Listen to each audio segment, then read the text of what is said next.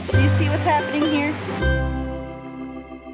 Hello, welcome back to Sage and Stone Homestead. My name is Heather. It's been a few weeks since I showed you the garden, and the reason for that is, especially in this area, I felt like after 2 weeks not a lot had changed. I haven't done a whole lot of work in this part of the garden.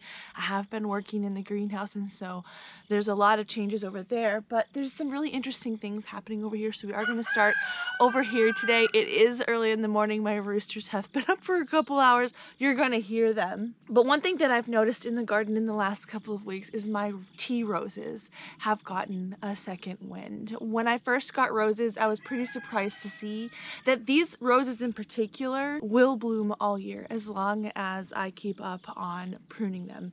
Now, I didn't bring my pruners out with me today. I just was going to show you how I've been harvesting the petals. It is actually quite simple what I've been doing. There's actually quite a few petals on these flowers compared to the roses that I have over by my arbor, but so that one, the whole bud came off. But what I've been trying to do is actually just peel the petals off of the bud like that. Can you see? And then just collect those. Yeah, these ones are popping off, but that's okay. What I've actually been doing with these petals is just laying them out inside a cardboard box and letting them dry. And then once I have enough, I'm going to fill a mason jar and then put over some more neutral oil. I had done some olive oil over some rose petals before, but it still kind of smells like olive oil. I'm going to try castor oil next. The whole hope is to create a hand cream or like a lotion bar using our goat tallow and rose infused oil for over winter. I'm very excited about it. You could also use the dried rose petals in teas. And these are lovely smelling. Over here in the front yard, we have a very exciting volunteer. This here is a Dutch fork pie pumpkin. I wasn't sure what it was for a little bit, but we've got some pumpkins over here. This flower was actually open yesterday, and I came out to hand pollinate only to notice that the pollinators had found it before me, which is awesome. That there is a male flower. Yeah. Down there is another male flower. So I think that this little pumpkin over here probably did get pollinated. We'll see if it has time to grow to maturity before our first frost, which should be sometime mid-October, but the weather lately is crazy. I think it's next week. We have a low that's 48. That's bonkers. That's crazy. In our area, because we are so low lying, we can frost in the high 30s. So to be like 10 degrees away from a frost in early September, it's blowing my mind. So yeah, I don't know. I don't know if winter is coming early. What do you think? Our archway is starting to lose a lot of its grand beauty. The tomatoes that are over here, I have not been harvesting to, preserve or anything. We've been coming through and eating what we want, but the rest are just kind of staying. Inevitably, the fruit will fall and be the volunteer of next year. We look forward to her return. The passion vine that we planted this year has really, really outdone everything that I expected of it. I have been harvesting the blooms. Aren't they gorgeous? And I've been making fresh tea with these, and I have started a tincture. So the Passiflora incarnata is great for anxiety and stress. It's a good just mood leveler. And I actually learned recently that you can also consume the leaves. They're better if they're the young, tender ones, but there's medicinal property in the leaves as well, which is very useful to know. And it's a summertime green that grows well, obviously. So yeah, I had planted 2 plants here, but they grow really fast by rhizome. And so there's actually quite a few coming up over here. To be completely honest, I am kind of scared about how these plants may try to overtake this space in a bad way in the years to come. So we're just gonna have to see how that plays out. I do have 2 more plants over here, which it looks like these are gonna set fruit. Look at that. Okay. I haven't seen fruit over here yet, and these plants are a lot older. Oh my goodness. I was just researching about this plant. Apparently there's one specific type of butterfly that uses exclusively this plant to feed its young. Am I happy to see that or what? I know that sounds backwards as a gardener to be happy to see something that's gonna be eating on my plants, but if this is the only plant that they need in order to continue their life cycle, I'm here for it. I obviously have plenty. But anyway, back to the fruit. It's been kind of unsure about what happens with Passiflora incarnata. Do they fruit their first year? Do they not fruit their first year? Are they self-fertile or are they self-sterile? Not only has like my internet research come up with divided answers, so has my comment section. And I actually didn't get fruit over here until I planted these unrelated plants over here, and apparently they've cross-pollinated. So I'm gonna say in my garden they're not self-fertile. I did mention that I planted 2 plants over here. For all I know, they're from the same rhizome, so they're probably genetically related. Now this is just a guess, but look at that. That there is a maypop. It's gonna get a lot bigger. They're about the size of a large lemon. And as long as the caterpillars don't completely take them out, which again, I don't anticipate, I'll get to show you that later, which is exciting. Now, something my children have noticed is that the tomato hornworms are definitely back for a second wave, which is crazy. I don't think I have noticed tomato hornworms this late in the season before, but see, they're definitely out here and I'm not doing anything about it. I'm not worried about it. Hey Oreo, do you guys want this? Do you want that? That's for you. I think even the chickens are tired of them at this point. You can have it later. He's telling his ladies all about it. As you can see, I haven't done weeding in here. A lot of what you see is in the walkway and it's kind of growing over into the bed. These grasses will put down roots and I will have to worry about this later, and that's okay. I talk about this every year. August heather is tired. September heather is very tired. And March heather has a lot more energy for things like that. And the garden will wait. Also, we have really dried up a lot here in the early part of the year, well into the summer. Actually, we were getting very consistent rains and then it just stopped. And I've been telling myself that the weeds are help keeping the soil moist and the soil microbes alive. At first I was telling myself that as a joke, but you know what? It might actually be true. So I'll weed this eventually. Today's not that day. I am noticing some bindweed popping up. It is beautiful and I do like it. It's not something that I find really overtakes my garden in a horrible way. So I just pull it out when I see it. But these tomatoes are not totally dead. These are our Lazarus tomatoes. I thought they were going to be totally dead, but we've got some green fruits down here, which I think I honestly would like to harvest these fruits green because there's a really awesome green tomato relish that I've made before and I am completely out. So I think that's my plan for whatever tomatoes I happen to get off of these poor plants. Now behind me is a big loofah gourd. This is one plant, so apparently these are self-fertile. There's a lot of loofah on here. Let's see how many we can count. There's 3 right there. 4, 5, 6, 7, 8, 9, 10, 11, 12, 13, 14, 15, 16, 17, 18, 19, 20, 21, 22, 23 on one plant, and I've probably missed some. So if you're looking to plant loofah just for home use, my guess is one plant is all you need. But I will say, you never know what could happen to that one plant, so you probably want to plant 2 just so you can ensure that you're going to get a harvest. The green bean green stalk is doing its thing. For some reason, my green stalks, the top tier, never does as well as the bottom tiers. And I don't really understand the reason why. I even give the top tier a little bit extra water. Maybe that's the problem. Maybe we've got nutrition kind of draining out of the top tier. I don't know, but the bottom tiers are doing really well. As you can see, we do have a lot of blooms and there is even some baby beans coming on. So in about 5 to 7 days, I really need to be paying attention out here so that we can get our fall harvest of beans. Here are my volunteer zinnia, which they really have been a very welcome pop of color here in the middle of the garden with everything around them dying. These guys have really been making this place still lovely to be in. Over here are our Carlos muscadine grapes, and I have been watching these very intently for signs of ripening, and we got those recently.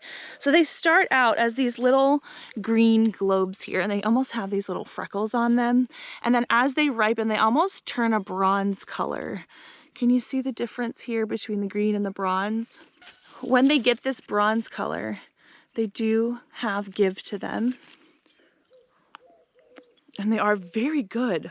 That particular one was a little bit sour on the aftertaste, so that might not have been completely ripe, but we're getting there over here, and there's quite a lot to harvest. What I will probably do is wait for a lot of them to ripen and collect all the individual clusters and stick them in my steam juicer and make some grape juice. The steam juicer is incredible. I've been using it the last couple of weeks, and with that juice we can either just drink it as juice or make grape jelly. This is the second year for these plants, and I'm actually quite surprised at the harvest that we should be able to get. These seem pretty bird resistant, as does the variety that we grew over here. This was a Sunbelt grape, a purple one. There's no more left. Those guys were mature before these. There really wasn't a lot of bird pressure over there, which I was happy to know. It means I don't have to baby them a lot.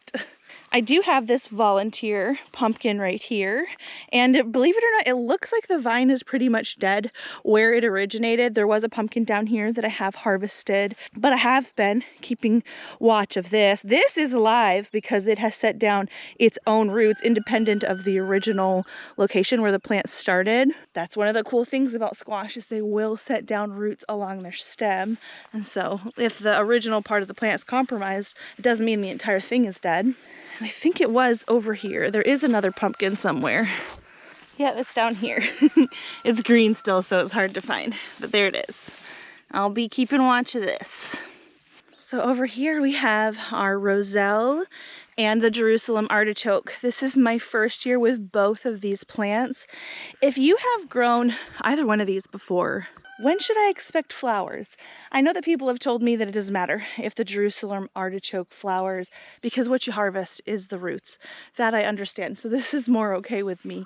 But with the roselle, from what I understand, it's supposed to flower later in the year, and then you get to harvest the calyxes, what's left over after the flower has gone by. And I'm not even seeing any flower buds yet. So do you know what to expect? Because I don't know what to expect, but I do know that I was really looking forward to harvesting those calyxes for teas and jellies. This is what it looks like so far. I don't know if we're going to have flowers this year, but I sure hope so. I don't know if the Jerusalem artichoke are going to flower either, but that's okay. They are quite tall. It looks like we had a situation that wind swept them, but they've been okay. This here is the one that got zapped by Roundup. The end of it just snapped off, so we didn't really get to see the recovery that I thought we would see, except you can see it right here.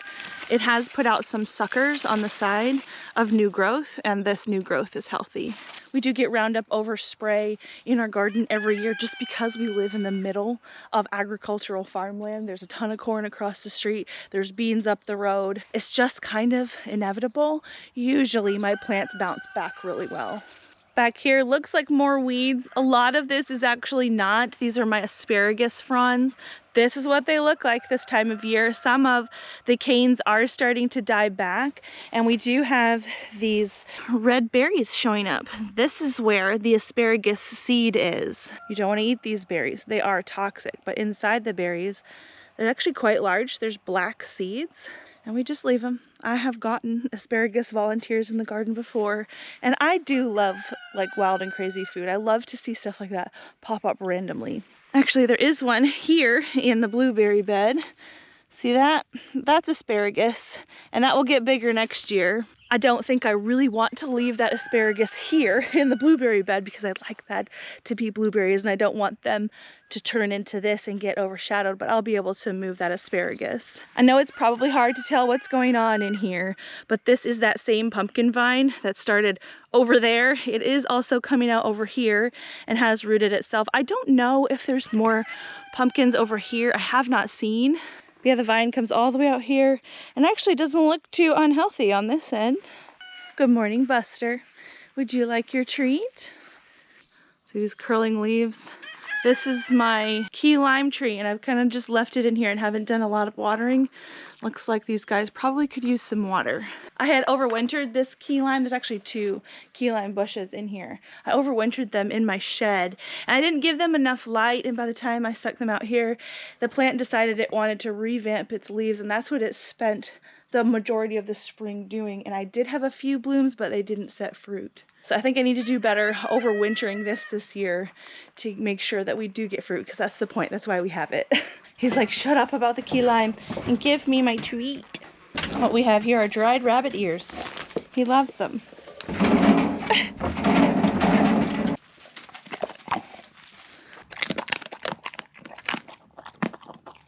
A couple of the kids have done some revamping of their own garden beds, hoping to get some fall harvest. So Shika took out his tomatoes that he had right here, and he put in cucumbers. These are the miniature white cucumber variety. It looks like this plant is doing a little bit better, but a lot like my peppers that are in the greenhouse that we will look at. These peppers out here have gotten quite the second wind.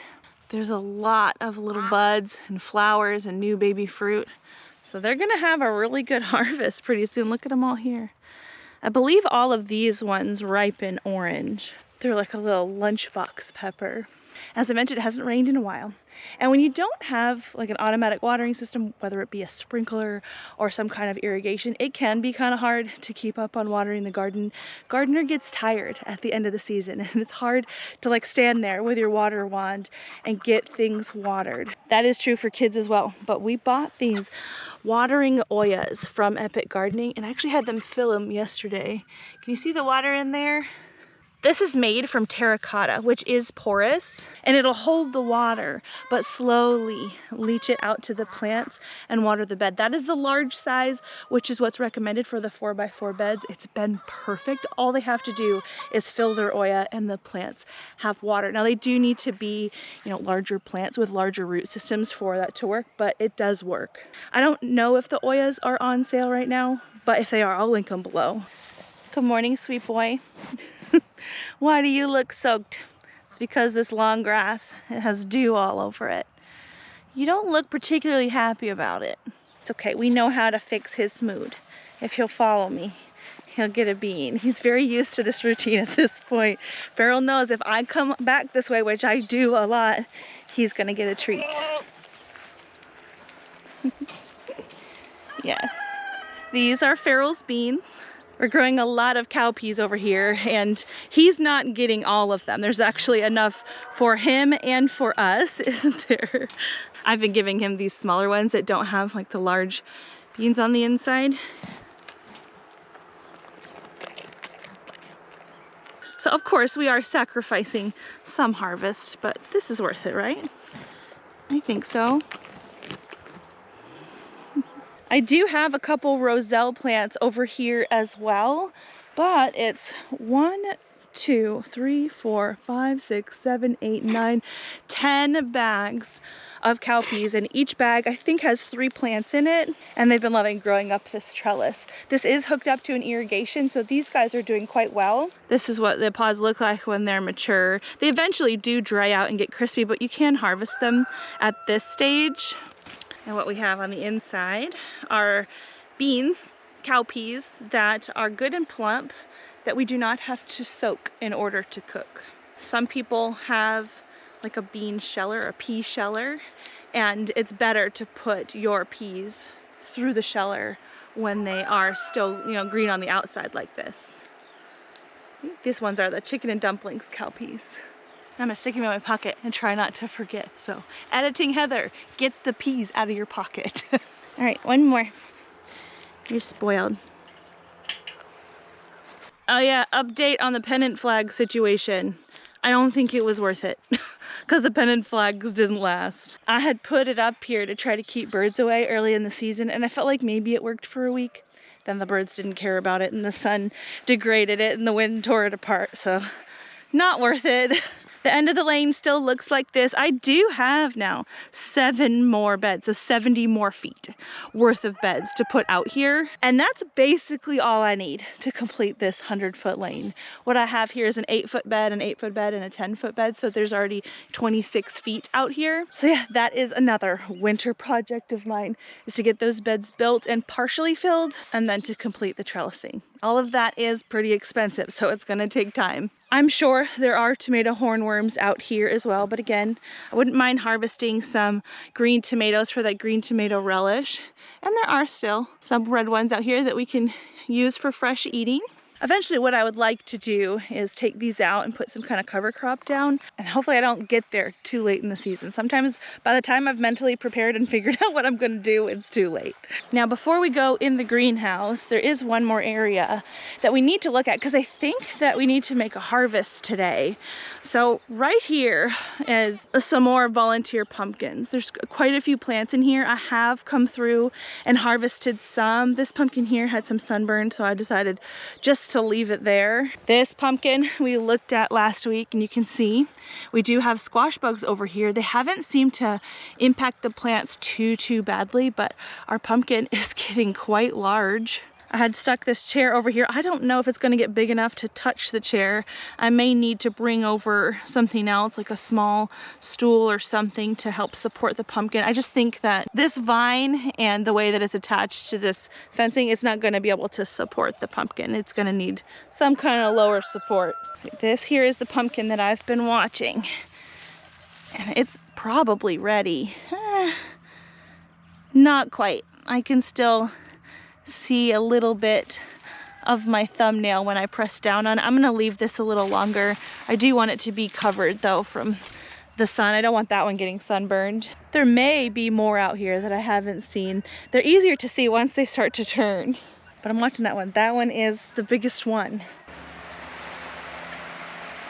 And these are actually 2 pumpkins that I harvested from that patch recently. They're not bad sized. These marks are from the goats chewing this pumpkin when it was very young, but it's all right. I mean, that's probably a pumpkin that I would like to preserve first. Last year, one of the ways that I preserved a pumpkin was I roasted it and made 12 pumpkin pies all at once. It was actually really fun. I did take a video, I'll link it below. I backpacked the pumpkin pies and stuck them in the freezer, and those have been awesome to pull out of the freezer for a night that we really want a special treat, but I don't have the time or energy to make it.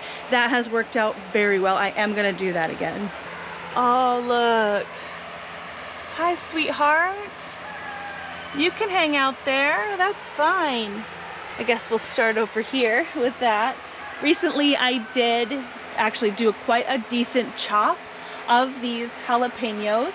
They were just getting really long and lanky, and I took a lot of the really long branches off, and as you can see, they filled out really well. Here is where we took off a couple long branches, and it has responded by putting up another shoot here, and that shoot has some buds on it. Can you see them in the middle? It's also put on some more branches lower down with some more buds. So we are going to get quite a 3rd harvest off of these jalapenos, and I am looking forward to it. I had a friend over here recently, and she noticed that my husband and I missed quite a few jalapenos when we made our big harvest a few weeks ago.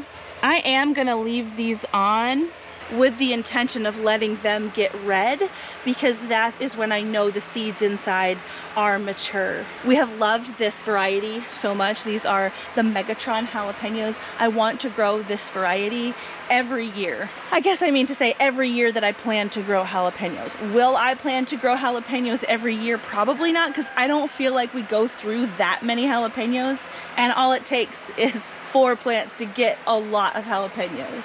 So this row of beds is still, you know, pending. It's got the weeds in it that I took from all around the beds. I have kind of loosely put my drip irrigation in the bed so that this does get watered when the rest of the greenhouse gets watered, and that is important. Even though I don't have plants in the bed, there are still living microbes in the soil that we want to keep alive, and I don't want my soil to get so dry that it becomes hydrophobic, and then when I do plant in it, it doesn't hold water. Obviously, soil not holding water is not good, and regular watering is how we maintain that moisture retentive quality in the soil.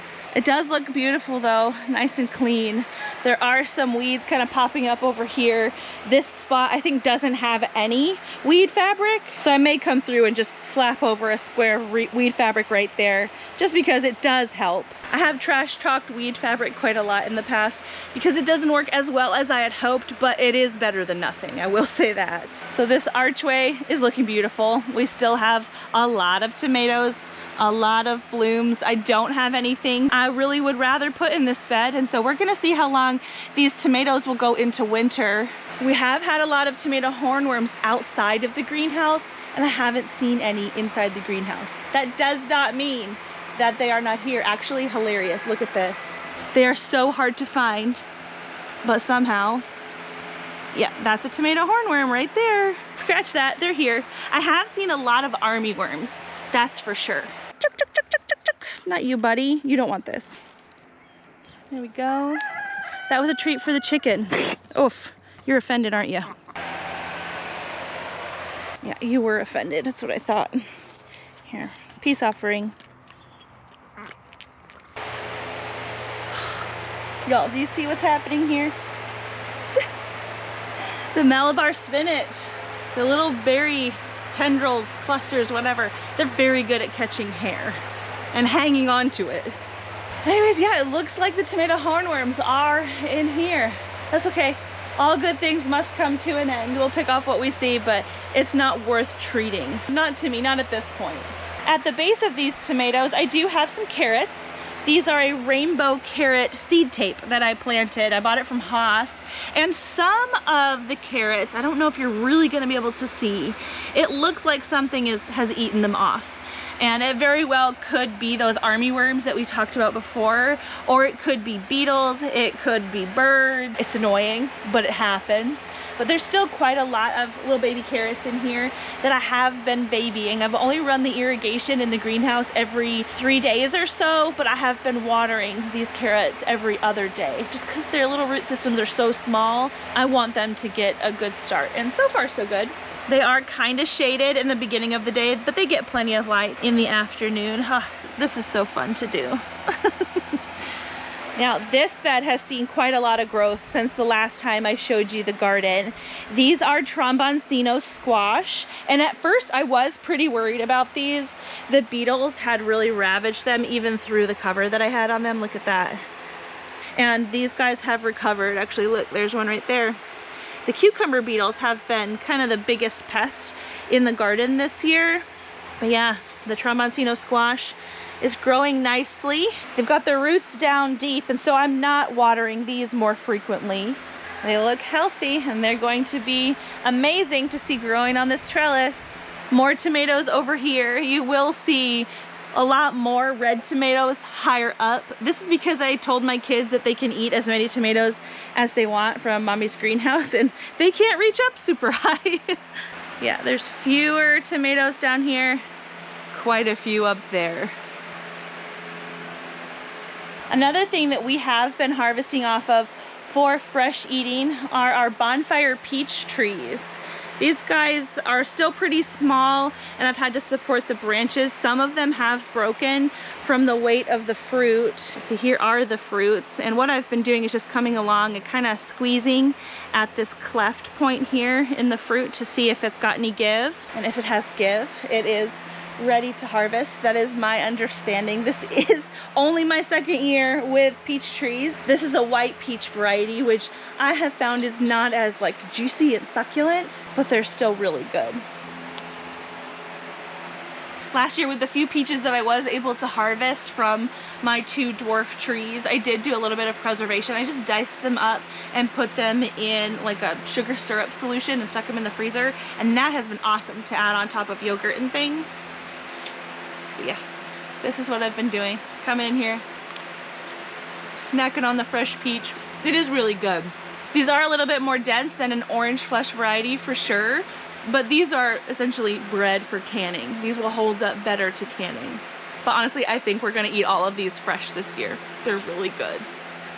Something I want to talk about too is the different varieties of pits that you'll get in stone fruits.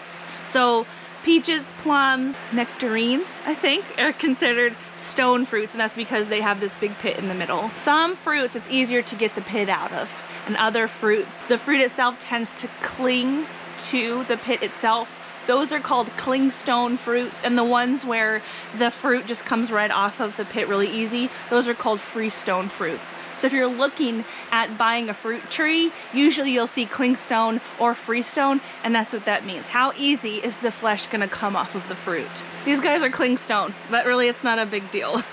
Down here I planted some armpit melons, and the beetles really had a field day with these as well. So I feel like these are a little bit more, I don't know, set back than they really should be. They're not growing a whole ton, so I'm hoping to still get some fruit off of these this season. Here in the greenhouse, it entirely depends how cold it gets outside and the cloud cover on those cold days. It really depends on a lot whether or not my greenhouse is gonna hold enough heat to keep frost tender things from freezing. So we'll see.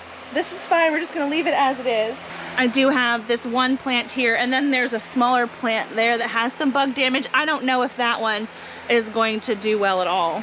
I had planted some of this carrot variety right here by the drip tape. It was old carrot seed, and I don't see anything coming up.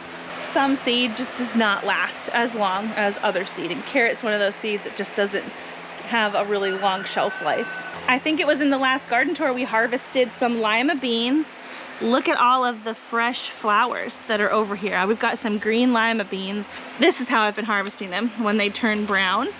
But yeah, we've gotten a second wind of blooms over here, which is great. You can really see them over here. The first harvest was a little bit smaller, and that is kind of normal. The second flush looks to be much, much bigger.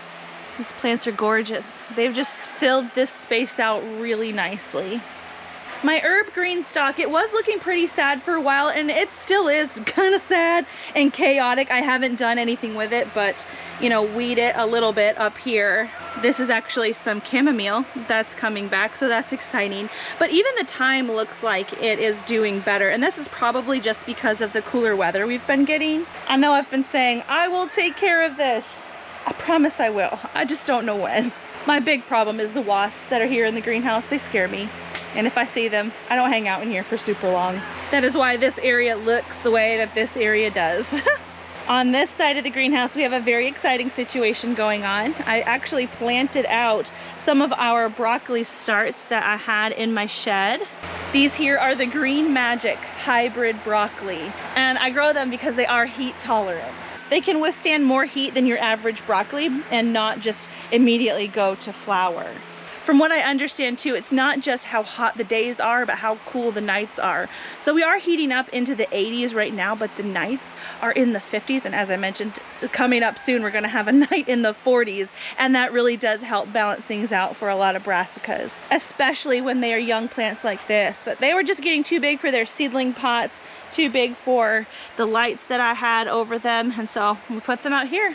And they're doing awesome. Now, another thing that I did was I planted some radishes down the middle here, because these radishes, they'll come to maturity before these plants get super big. And so we can make the best use of the space by planting two things in it. As you can see, we have a lot of radishes coming up. I wasn't sure how good the seed was going to be, so I planted a ton. Those seeds were given to me. I didn't know how old they were, so I just threw a bunch in, and they're doing well. So these are black Spanish radishes. This here is a red type radish. I'm getting a little bit of germination over here. This is a golden radish, and I don't see germination here yet. And over here, these are watermelon radishes. And these came up first, and they're doing well. I will have to thin these out.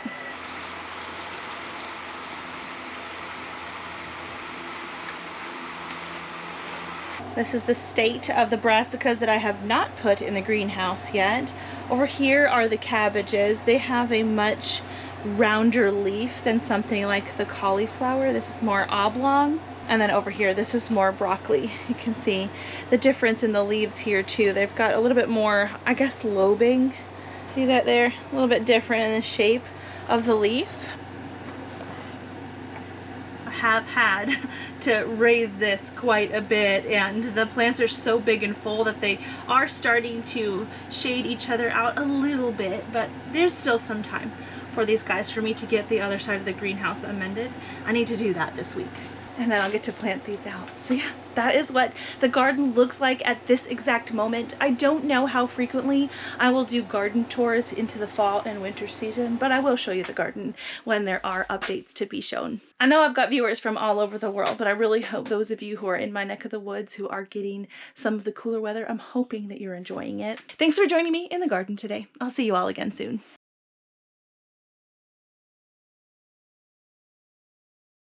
You had your treat. Yes, you did.